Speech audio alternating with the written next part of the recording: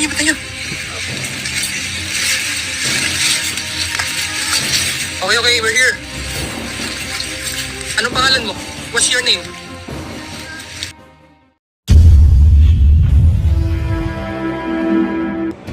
Magandang araw at magandang gabi po sa mga nakakapanood sa gabi at sa lahat po ng naabot ng video nito.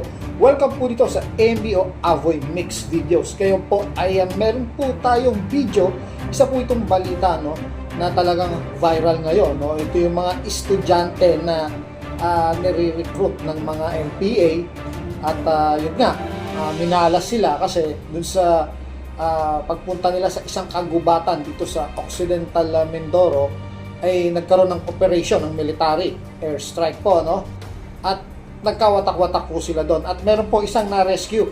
Ito po mula po sa video ng News 5 Everywhere, so ito po naman yung video nila na ipi-play po natin at bibigyan po natin ito ng ating reaction, at sige po, ito po yung video, panoorin po kung ano po masasabi nyo. Bitaw. Bitawan niyo. Okay, okay, we're here. Anong pangalan mo? What's your name? Ayan po, meron pong isang babae na nasa hukay na nagtatago. So, ito po video ng mula po ito sa military, sa AFP po ito. Chantal, what's your surname? What's your full name? Okay, you just calm down. We were going to help you, okay? Okay, tulungan. Okay, you cooperate with us.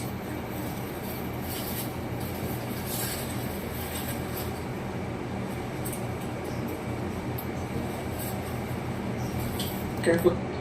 So makikita niyo po dito, nire-rescue nila itong estudyante na to. Estudyante daw ito So ano pong ginagawa nila sa gubat?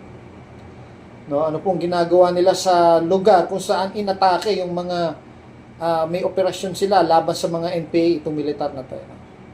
At pagmasdan niyo pong maigi yung reaction ng babae na to na nire-rescue. Pagmasdan niyo po, may play po natin. Chantal, what's your surname? What's your full name? Okay, you just calm down. We were going to help you, okay? Okay. Tulungan niyo. Okay, you cooperate with us.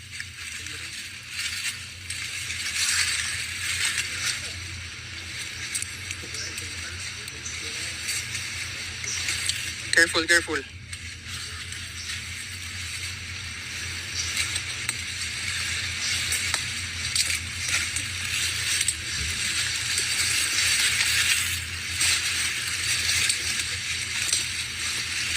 You go with them.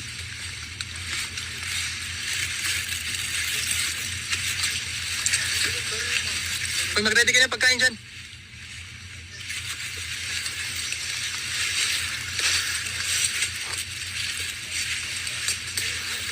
You go there, Chantal. On the open area.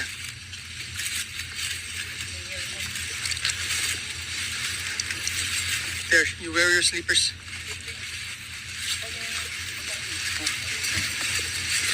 Bigyan niyo ng pagkain. You eat.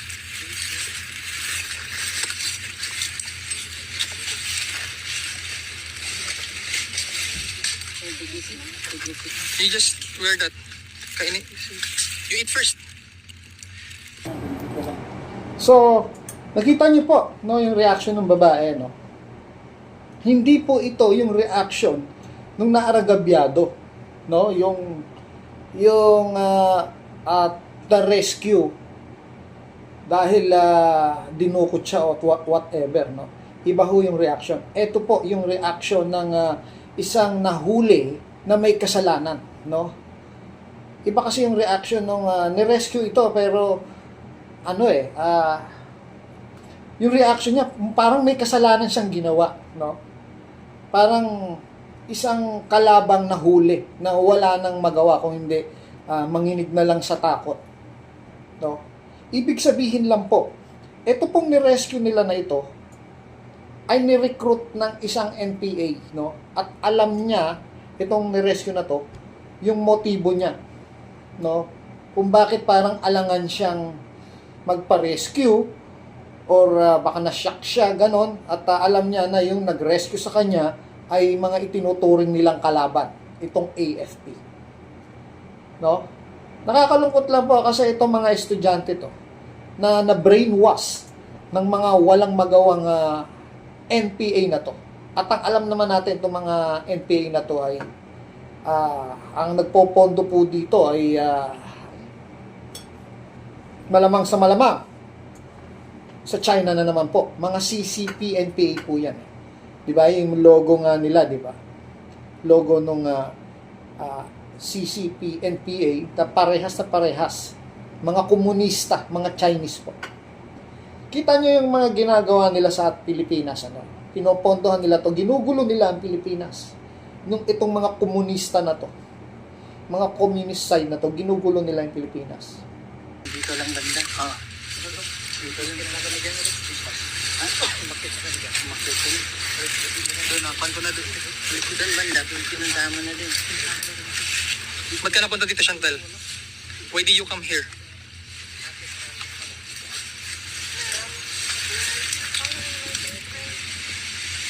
Not really my boyfriend. She's what? Fling? Why did he take you here? In Mindoro? What's his purpose? Huh? His family?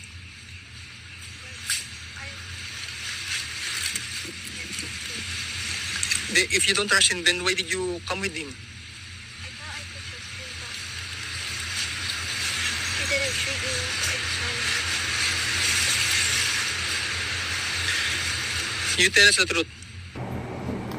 Ang galing ano, nagde-deny po siya, no? Pero napanood nyo na po yung ibang balita nito sa iba dyan, marami nang nakapanood nito. Nakakita po napakaraming ebidensya dito, no? So, ilan po sa mga ebidensya ay ito.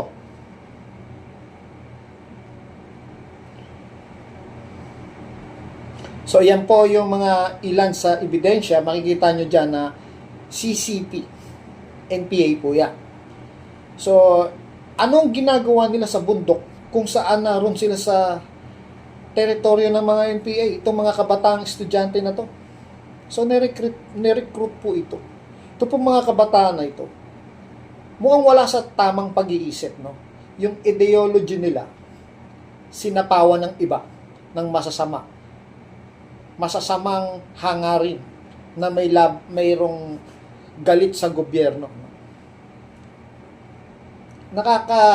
Nakakapanghinayang lang na pinag-aaral ito ng mga magulang nila.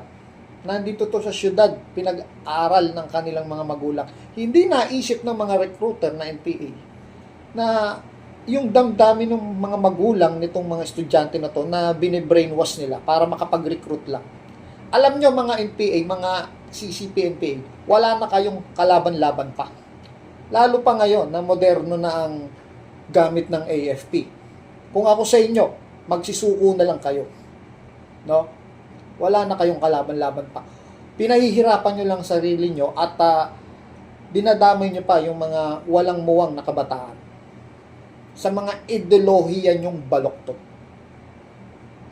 Kawawa, no? In fact, may namatay dito sa raid na ito ng military, ng Philippine military. Ano? May namatay po diyang isang estudyante at eto pa, nagrarally po sila ngayon, no?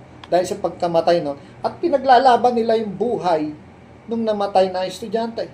Natural yun, no? At overkill daw ginawa ng military. Hindi po overkill. Tama lang po ang ginawa ng military, no? In fact, dapat nga yung mga nagre-recruit diyan sa mga eskwelahan na yan, dapat tinatanggal na dapat magkaroon tayo ng reshuffle na teacher, no? Na pro-government. Whatever kung sinong partido manalo, pro-government.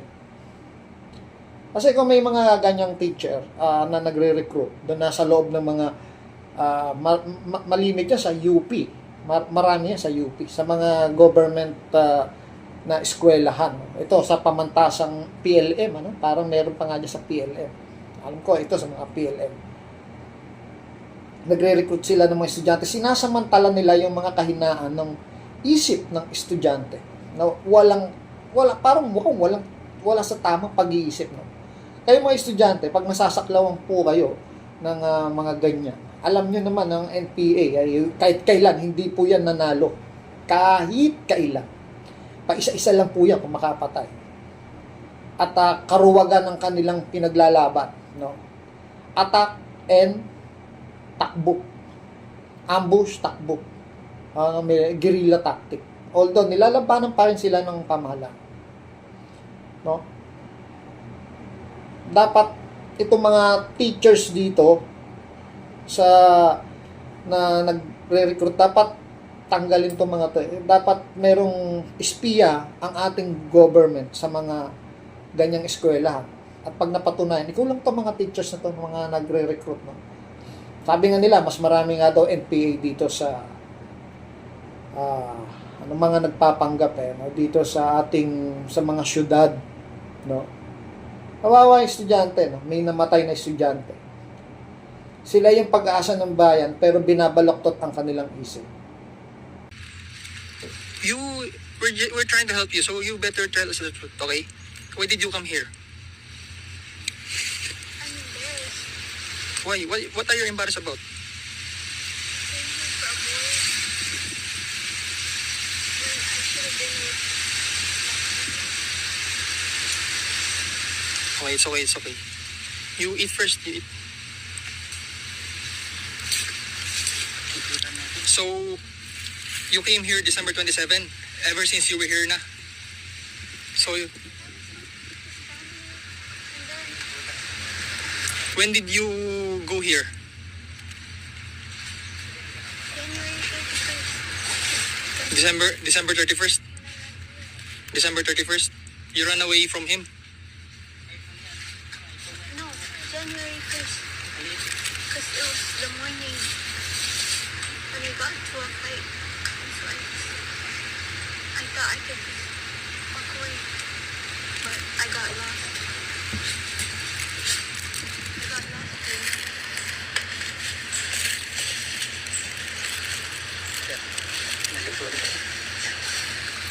Do you have cell phone in you?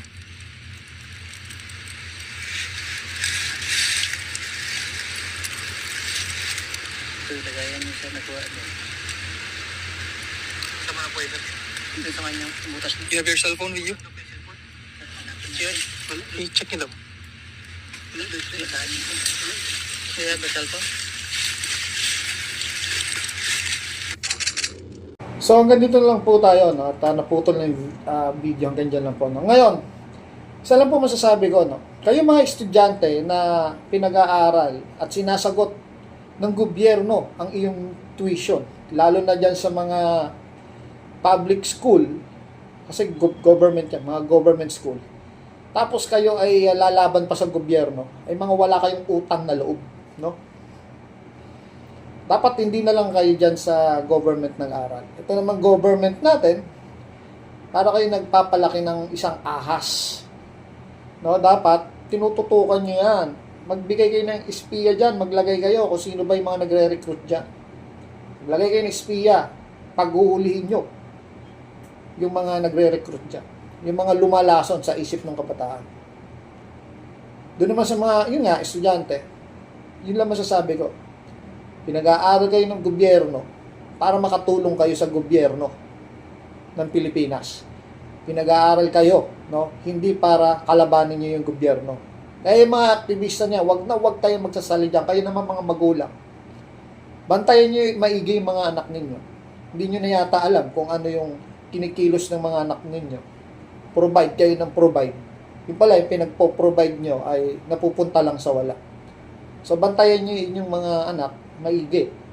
Tingnan nyo, kilalanin nyo yung mga eskwelahan. No? Masyado na kayong busy sa trabaho. Masyado kayong tiwala sa mga anak nyo. Pala, hindi nyo na alam kung ano ginagawa ng mga anak nyo. Kung saan na nagsisisali. So, yun lang po ang akin.